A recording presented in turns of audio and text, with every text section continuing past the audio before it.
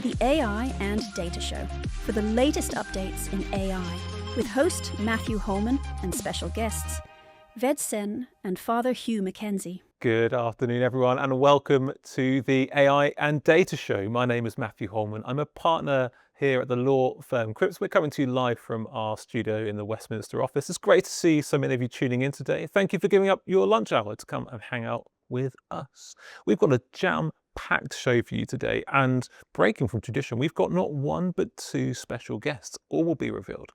But first, I would like to talk to you about the Pinsent Mason AI case. If you haven't heard about this, it's a really important recent change, a recent case where it's happened. It was started in March, and the judgment was handed down just a few weeks ago. You probably heard a little bit about it, but I want to digest some of it for you in just about 5 minutes. If you haven't heard of it and you are in legal practice anywhere, doing any kind of advisory work or anything like that, you need to know about this case if you're using AI. It relates to, quite frankly, one of the most boring areas of law I can think of, and I say that at the risk of offending anyone in insolvency block transfer applications. My apologies to you. It's one of the most routine applications to court. It's a standard document that gets filed about changing administrators and liquidators. It's also obviously the kind of thing that could be automated. Now, in March of this year, an application was made to the court making a reference to change an insolvency practitioner from having moved firms from firm A to firm B. And this involves asking the court to grant a block release. Pinsent Mason were the law firm who made the application, and they submitted the application with an erroneous reference to the law, not just slightly wrong, but completely wrong, as in saying black is white wrong. The judge in paragraph 15 of this judgment says, "I'm not aware of any part of the Act or rules that includes an express power to grant a release of the liquidator in these circumstances," which is basically the error. And so the judge writes back to Pinsent Mason and he says to them, well, what power is there to grant the order for release? The next thing that happens is, rather than deal with that independently, the junior lawyer working on this case takes the judge's question and puts it into the same AI that drafted the application. And the letter then goes back to the judge from the junior lawyer drafted by the AI. And it says, essentially, quite confidently, the judge is wrong and this power does exist. Now, the judge is surprised by this and he says, well, when I considered the letter, the reference to a specific power came as a surprise to me. I was taken aback to be told there was a clear rule setting out the court's power in this regard, which I was previously unaware of. It was alarming given that this judge is very experienced at it. Imagine if you've been doing this job for many years and suddenly you found out there was a really obvious thing you've missed all this time. The judge was clearly a bit perturbed and writes back to them on the 14th of April. He's basically saying, look, I'm raising an alarm bell here because you're saying black is white and it looks very wrong. You'd think at that point that the alarm bells would ring, but the junior lawyer receives this response and puts it back into the AI. The AI then, for the second time, responds to the judge, confidently telling the judge that the AI is right. The judge at this point is exasperated and, very unusually for this very basic application, summons a hearing, calls a hearing, summons the partner from Pinsent Mason and the senior associate to come and explain themselves. At this point, the message finally lands in the law firm, and instead of trying to fudge it or anything like that, they do the right thing and immediately put their hands up and say, look, this is a clear error of the AI. We've said black is white. We'll investigate how this has happened, and we will self-report to the SRA, which is the Solicitors Regulation Authority. Turns out that the partner and the senior associate were wrong to not have properly checked anything the junior lawyer was doing, but they didn't actually know the junior lawyer was using AI for this basic application. Now, the supervisors get a bit of a kicking in the decision, but no one gets more of a kicking than the junior lawyer. And it's so worth looking at that I've put most of the content on it for this slide. And if you are a junior lawyer, please listen to this. The junior lawyer, this is quoting the judge, the junior lawyer is a qualified solicitor, although a very junior solicitor. I find their conduct, as it appears from the documents that I have, very troubling. There are 59 pages worth of chat produced in evidence. Much of it could have been avoided had they have just checked the power themselves. That would have prevented the wrong material being placed before the court in the first place and made it readily apparent the AI was making things up and could not be relied upon. The junior lawyer does not appear to have done this, even when the AI was urging them to do so. The junior lawyer does not seem to have alerted the supervisors that AI is being used at all, nor did the junior lawyer provide them, as far as I can see, on the evidence I have with a proper account of how the letters came to be produced. Having considered the AI transcript chat, it seems to me that the production of the letters may well have resulted from a serious lack of care and judgment on the part of the junior lawyer rather than a want of honesty. There is nothing to suggest the junior lawyer checked any of the references given by the AI, and the junior lawyer seems to have almost entirely outsourced the thinking process to the program. It is a troubling indictment for the people working on that case. And the instant reaction, I think, of many in the profession, and certainly in a few of the write-ups, has been almost to sort of give them a bit of a kicking for it and laugh and say, well, it wasn't us, look at it, it's them. But actually, my slight reflection on it would be to say that even though it is a large law firm, it could really be any law firm. There's a lot about this case which is common to professional practice. The judge goes on to say that most of the people involved in this case were probably under a lot of pressure, a lot of time pressure to get things done. This is the obvious kind of thing that you would want to try and use AI for. There just weren't enough checks and balances to make sure that when it said black was white or white was black, that there was any kind of pause and critique of this to stop it going to court. I think this should be a wake-up call to a lot of us, and I would encourage us all to start an open dialogue in the profession about the reliance that's being placed on AI and making sure that there is proper supervision in place to prevent more cases like this. One of the good things, I suppose if you can call it that, from this case is that it happened in a relatively innocuous case. The block application transfers for insolvency is somewhat anodyne, as I've already noted, but if this were a criminal hearing or a family hearing or even a more complex cyber case, then the consequences could have been far more severe.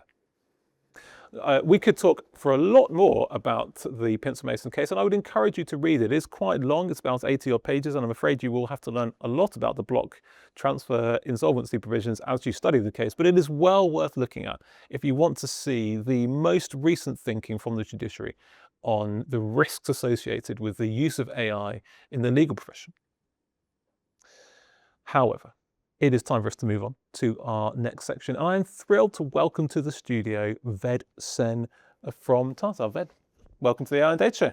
Thank you, Matt. It's a pleasure to be here.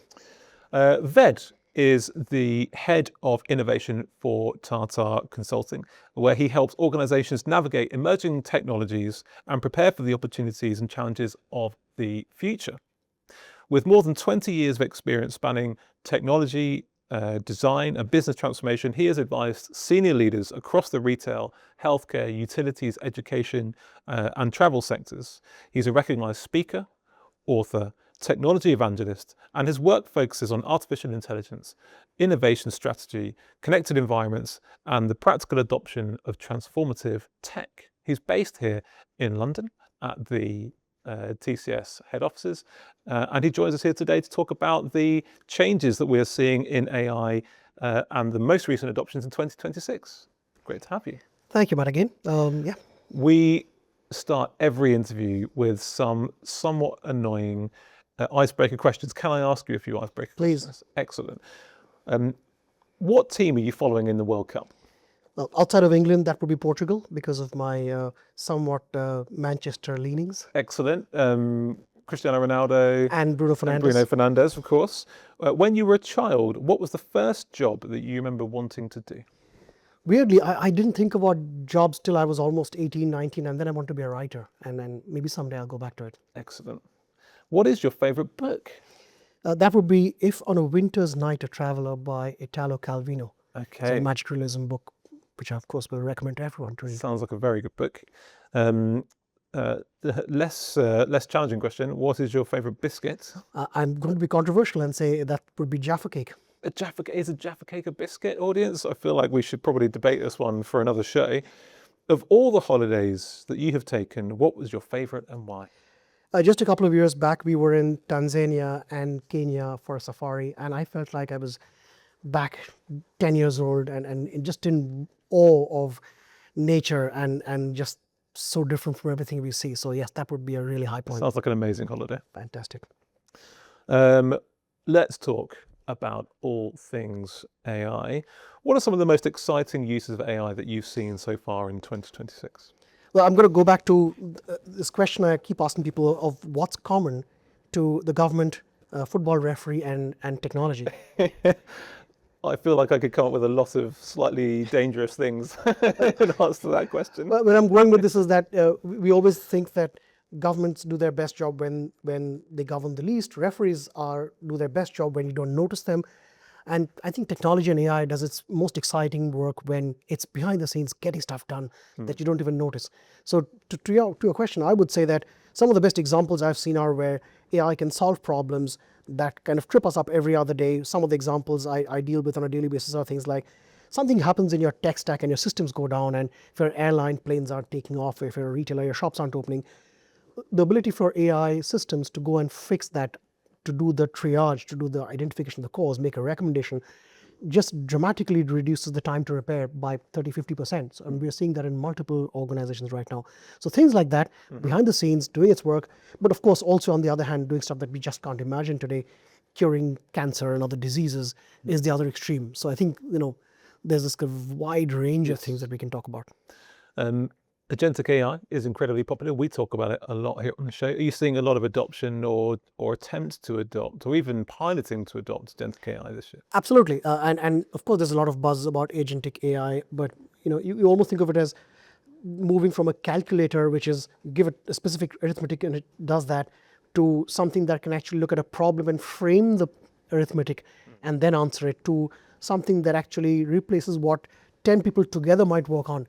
And that's what we mean by agentic systems. They can actually exercise judgment, but also do the research that AI can do really well, and perhaps bring in a level of reasoning and control over that.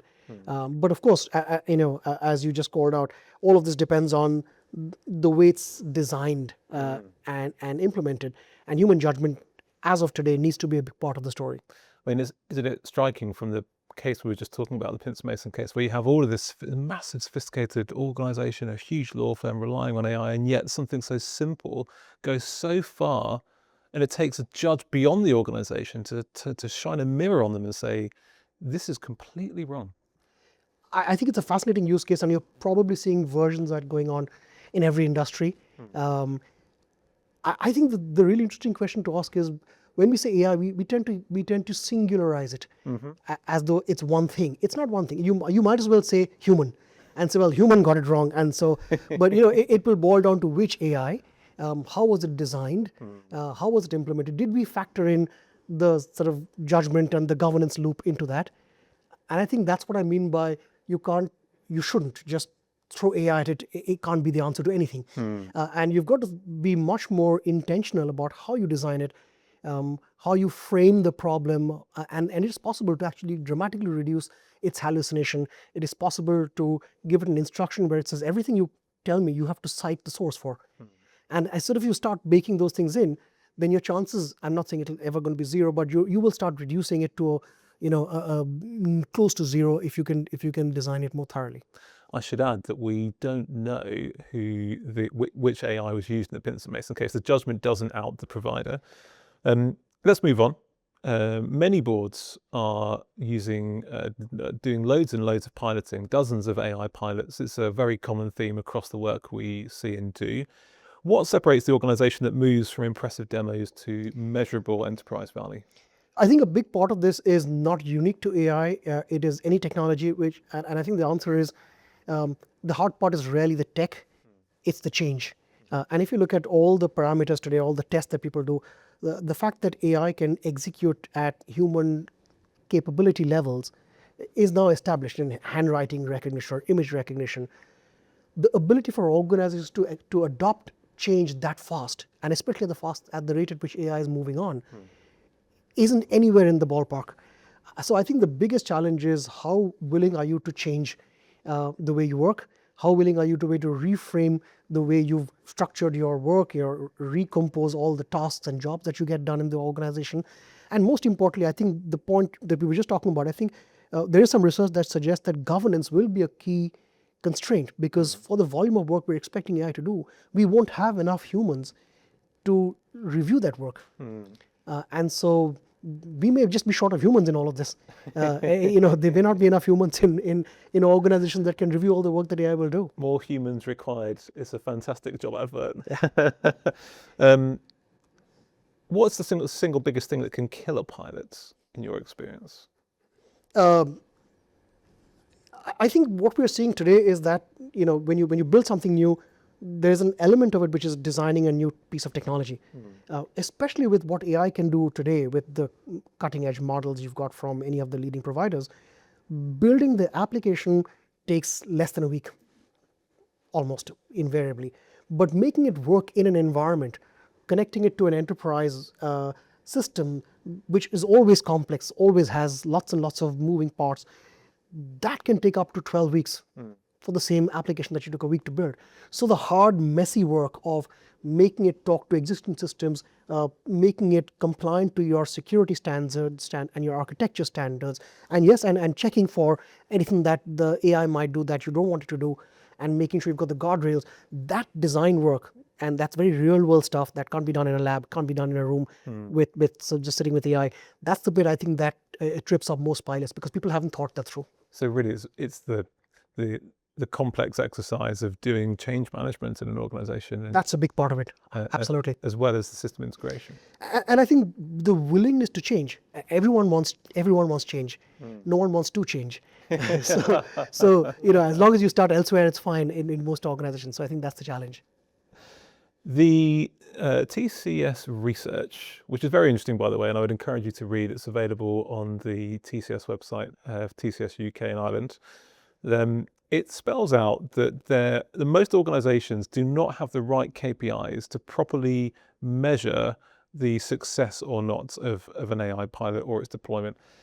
In your view, what are the reliable KPIs common to all sectors? Should businesses measure AI by cost reduction, speed, quality, risk reduction, customer satisfaction, revenue growth? Is there a single thing that could apply to all? Because AI is such a general purpose technology, it's really hard to boil it down to a single thing. You might as well say, what is technology good for? And the answer is, it's all of the above. So it will boil down to what you're trying to do in a particular initiative. But I do think that there is a common tendency in a lot of organizations to use headcount reduction as a kind of default means, because that's how automation has worked historically, and that's the easy sell in most organizations. But I don't think it's anywhere close to being the real value of AI solutions. What we should be measuring is things like cycle time. Are we increasing the clock speed of the organization? How well are we getting new products and services out into the market? How are we delivering customer value better? And all those are immensely possible. They're harder to set up. They're harder to measure, and so there are hard yards to be put in there. But it's probably, to your question, it's probably dependent on which industry and what use case, rather than a generic value of AI. Ultimately, it will boil down to, end of the day, you've got to look at your profit and loss statement. So are we taking out cost? Are we adding new revenues? Yep. Are we doing it in the short term or the medium or the long term? But you will get some version of that. Ved, thank you very much for coming on to the AI and Data Show and for sharing your wisdom about AI trends in 2026. It's a pleasure to be here again, Matt. Thank you very much. Thank you. Now, we are going to the next part of the show, which is all about the Amadeus case. And I'm thrilled to welcome to the studio Molly. Hello, thank you for having me. Molly is a CRIPS training solicitor and honorary ELF. Tell us about Amadeus. Who are they and what do they do? So Amadeus are a leading tech company that services the travel industry. Their main platform is their global distribution system, which facilitates bookings between travel providers and travel suppliers. They are in trouble, aren't they? They are. What have they done to get themselves in trouble? So they are in trouble with the Spanish Data Protection Authority. There has been some investigations following an anonymous allegation against improper use of data. They have been found to be processing customer data that was gathered via third-party travel agencies, and they've used this to train their pilot platform. they were fined. They were. How much were they fined? They were fined €14.4 million, which is a hefty fine, but that was actually reduced from their initial fine of €18.8 million. One of the striking things about this case is that they were fined for doing something that I imagine most organisations are doing. They've got their own AI system, which they've developed and built, and they've got their data set, which they own. And they're saying, well, we've got our AI system and we want to train it on our legacy data. We're going to put these two things together. What's wrong with that? How has that managed to get them in trouble? The issue in this case was that there was no lawful basis for their processing. They tried to argue that there was legitimate interest, but it was found that there wasn't. Amadeus sits in the background to quite a lot of the customer booking experiences, so it was rare that customers actually appreciated Amadeus even held their personal data, let alone used it to train AI. You mentioned briefly that it came about as a result of an anonymous referral. There's like detail hiding in there. So who is the likely anonymous whistleblower here? It's difficult to say. I mean, the platform never went public, so it's likely to be someone that was aware of the pilot program in the first instance. Who that might be, we do not know. I will go a step further. I'll be braver than Molly, and I'll conjecture that it's an employee in Amadeus. Obviously, we can't prove that. We don't know. We don't have the facts. But who else is going to know, especially when the pilot is kept secret and never launched to the public? All of which makes this even more striking, because I imagine Amadeus would say, well, on the basis that this was only ever really a pilot of sorts, it seems really harsh to pick up a €14 million fine. Are they going to appeal this? They are going to appeal. Their voluntary payment came with no admission of liability, and as far as we're aware, they are going to try and appeal the decision. When the appeal is finished, will you come back and tell us what happened? Absolutely, I will, yes. Excellent. And I should add that the Amadeus case, if you want to learn more about it, it forms part of a broader package of training that Crips offers on general EU data protection compliance. If you would like to learn more about that, then please let us know. Drop an email back to the invite or drop something in the chat, and one of the team will get in touch with you about that training. Thank you, Molly. You're welcome. Thank you for having me. That leads me on to our second guest. Now, we like to do things slightly differently on the AI and Data Show. And very recently, as many of you would have seen, the Pope has published a paper called Magnificat Humanitas, talking about all things AI, and particularly AI ethics. I would like to welcome to the show Father Hugh Mackenzie. Thank you very much. Father, welcome. Good to be here. Now, it is compulsory that every guest is asked the same icebreaker questions, and I've got exactly the same icebreaker questions for you as I asked Ved. Let's see how your answers compare. What team are you following in the World Cup? Scotland. Scotland. The Tartan Army. Of course, Mackenzie. Yeah. Absolutely. Were you impressed at their 1-0 win over Haiti? Yeah. Even more impressed by painting the Manhattan tartan. They did very good. Yeah. When you were a child, what was the first job that you can remember wanting to do? Well, I lived out of London when I came up onto the underground system. I really enjoyed that. So I do remember really hoping I could become a driver on the Circle Line. Students keep going round and round, of course. What is your favourite book? It's a book called A Father's Tale by a contemporary author called Michael O'Brien. It's had quite good reviews. It's quite a big book about a widower having to find his son. Oh, wow. It's got some... A less salubrious question. What is your favourite biscuit? A chocolate, dark chocolate, digestive biscuit. Dunked in tea or eaten straight? No, not really, just straight away. Yeah, actually. Yeah. And finally, of all the holidays you have taken, what was your favourite and why? The one that really sticks in my memory is one when I was a teenager with my father, going up to Scotland, looking for our ancestors and camping, fly fishing as well. That sounds lovely. Now, Father Mackenzie is a priest of the Diocese of Westminster and a chaplain at Westminster Cathedral. Alongside his ministry at the cathedral, he serves as chaplain to St John's Hospice in London and Westminster Cathedral Choir School, combining pastoral care with a long-standing interest in philosophy, ethics, and the intellectual tradition of the Catholic Church.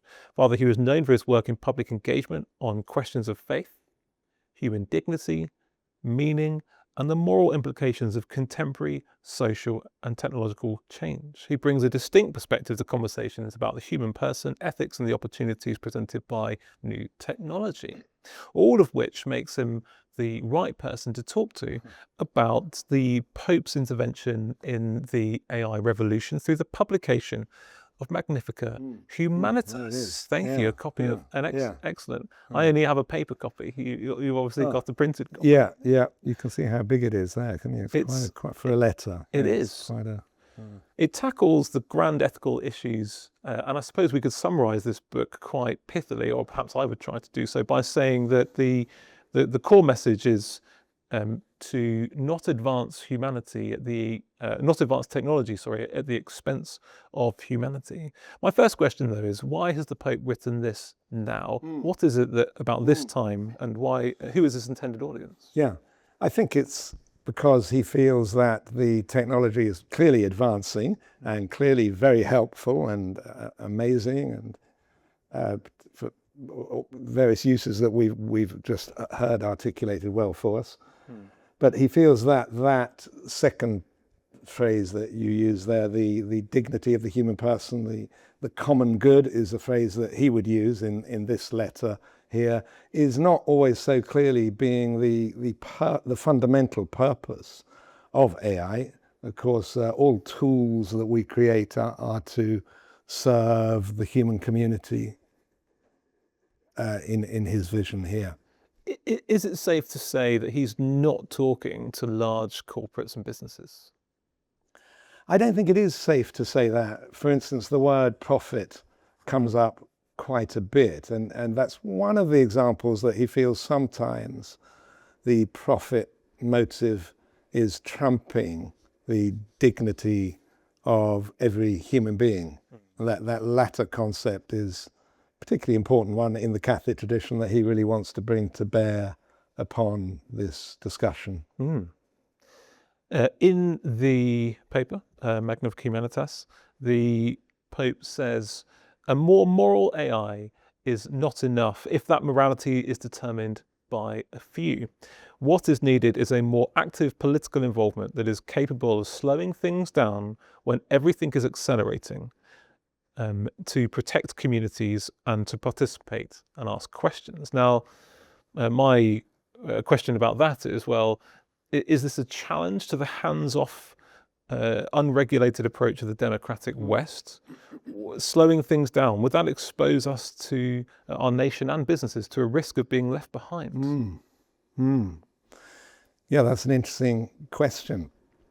Pope Leo does here highlight that all human tools have moral values, and artificial intelligence is going to have an ethics within it, and it's just a question of what that ethics is. And he feels that there's not enough talk about that dimension and not enough searching for the grounds of right and wrong. And therefore, in that type of culture, it is important to try and slow down a little bit and make common cause with all people who are a little bit worried about the advance of artificial intelligence at this time, and to have these discussions about the foundations of the ethics and the values that we want AI to reflect. And another quote from the paper is the Pope says, in some contexts, there is a legitimate fear of a significant and rapid contraction in available jobs that would create a chain reaction deeply impacting families, young people, local economies, characterized by outsized remuneration of a highly specialized minority, alongside declining wages for a large portion of the workforce. Work must remain a fundamental dimension of the human experience. In a week that has given us the world's first trillionaire, do you see an increased risk of large-scale pay inequality between a wealthy minority and an unemployed minority? And my challenge, I suppose, to you is, isn't it always the case that a revolution of some kind brings a contraction in the workforce in some way? Yeah, on that last challenge, that is the case, and we don't want to slow up or prevent development and advance in technology and in making use of its great abilities. But we do need to remember that in the Industrial Revolution, I think most historians and most people would acknowledge today that there wasn't enough care on the ethical side, and there wasn't enough care for the poor. There wasn't enough thought about the transition period in which the type of jobs that were available before and the type of jobs available afterwards were very different. And a lot of people did suffer badly. So we want to learn from that. As you've just quoted there, Pope Leo does highlight that work is a fundamental aspect of this human dignity that he's constantly talking about. The rights and the possibilities of human beings creatively contributing to the common good of the human family is fundamental really to what it means to be a human being in this world. So it is very important to learn from the previous revolution with regard to employment and work. Almost learn the mistakes of from previous revolutions. But I suppose if I could challenge you on that slightly, one thing that a lot of experts are saying about the AI revolution is that there is some debate about this. We talk about it a lot on the AI and Data Show, the question of work, the potential loss of employment, and it comes up a lot in the legal sector particularly. Seems to me that lawyers are uniquely freaking out about AI taking all of their jobs for no particularly good reason, as we've just seen from the Pinsent Mason case. The challenge is that AI will create more jobs, that there'll be this proliferation of additional expertise and extra demand. Do you think it's actually likely, rather than there being a contraction of work, there might be an explosion of work? Well, I suppose we bow to our experts, and we just had VET, I think, isn't it, highlighting that may well be the case with all the checks and balances, and indeed that's part of the fear as well, isn't it, that AI works so fast that it's almost going to become impossible for human beings to keep up. But perhaps we will need a lot of jobs to do that. But it's going to run away, as we just heard. I think probably maybe eventually there'll be not enough humans maybe to do the checks and balances and the truth checks that are so important. We've heard about earlier in this show. So that is true, but it also means we need to get the ethics in place and make sure there is values that our culture agrees on. We think in the light maybe of revelation about the human person, but also just using reason to reflect about the nature of the human person. We need to get that in sooner rather than later. And there hasn't been enough of it, he says in here. Well, indeed. I think a lot of people would sympathise with that view. We've had guests on the show previously from political parties and from the House of Lords and from other organisations that are all advocating for AI law.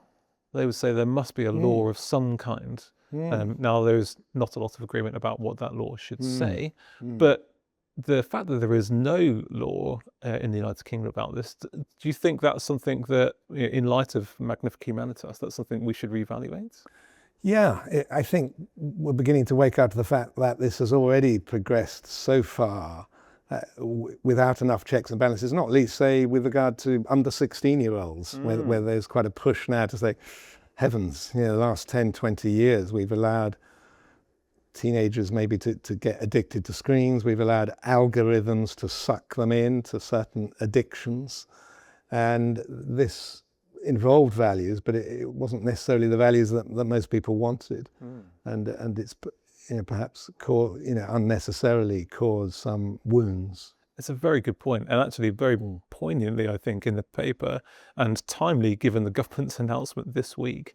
This is the announcement that there will be law for prohibiting under 16s from accessing social media, probably from the start or middle of next year, which we will almost certainly be debating on another AI and Data Show, by the way. So, spoiler alert for another show. It's the sanctity of children in particular, the protection of minors. It features quite a lot in parts of the Pope's paper. do you think if we were creating some sort of hierarchy of an ethical standard and a law, if you like, if we were trying to frame a law, ought that to feature quite prominently? Yeah, absolutely. And the weak and the poor are mentioned in here quite a bit as people we should be particularly concerned with. And clearly younger people are much less able to make moral judgments and judgments about how to foster virtue, self-restraint, etc. And how, particularly in a culture that's maybe still confused or presenting very different visions, it's even harder for young people to plot a way through to a healthy maturity. And I suppose in a sense, one of the grand ethical debates that AI creates for all of the things we're talking about here is, does an absence, if there is going to be an absence of work, what does that mean for our young people coming through? We had the government research earlier in the year that said there are now how many thousands of people that are NEETs that are not in education, employment or training. Does the AI revolution help or hinder that proportion of society? Can it help that portion of society? Well, I'm sure it can help if it has the right values and in that regard, probably an emphasis upon education, maybe slightly different styles of education. The Pope does talk about this, talks about a lot of things in here, but the emphasis upon truth is going to be quite important, and how we discern what is true and what is not. Trying to avoid misinformation, which is, I think, some states and political actors are already using AI for misinformation, clearly. And that needs to be guarded against carefully as well. If I can move you on to another question, although it is a segue from one close theme to another. The Pope says in the encyclical, if technology promises emancipation, yet produces a new form of global subordination, it stands in contradiction to the fundamental principle of human dignity, quoting from Para 173. Forgive me for the challenge, but is the Pope scaremongering here? How likely is it that global subordination could arise from the spread of AI?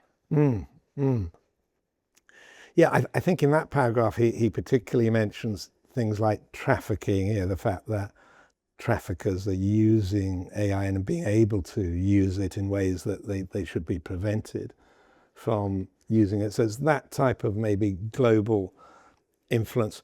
But it perhaps is slightly broader. We've just had, in the last couple of days, the US have unilaterally prevented some of the latest models from Anthropic being available in Europe and indeed outside their own country, I think, haven't they? They have, yes. And already, I think, Europe having to sort of go back to slightly older models in some defense areas, for instance. So clearly, it's amazing how quickly they were able to sort of cut off access to a significant realm of artificial intelligence just by a political will. So that's going to be an issue related to that. We have these awful wars going on, and there's clearly massive ethical decisions about, can a robot make a decision to kill another human being? And that's obviously relevant to the dignity of each human being, quite as well. Yes. So I think he is worried. Yeah, he used the word danger about 13 times, I think I looked up. So he is quite worried that we've allowed that development to go a little bit ahead of our ethical reflection. That's a compelling point. There's a lot of Hollywood almost, I think, in the extravagant potential uses of AI for things like warfare and space travel, and a long way from the day-to-day of the stuff that Ved and I were talking about, where you've got enterprise applications and things like that. But I suppose perhaps another way of looking at the Pope's take on this is to say, well, he's perhaps not talking about right now, but not too far away, a world where these things could possibly come to pass. I think that's a good point. The Anthropic case is fascinating, isn't it? And that's surprising. Yeah, just one export directive had this very quickly a knock-on effect but prevented access to some of the very latest models.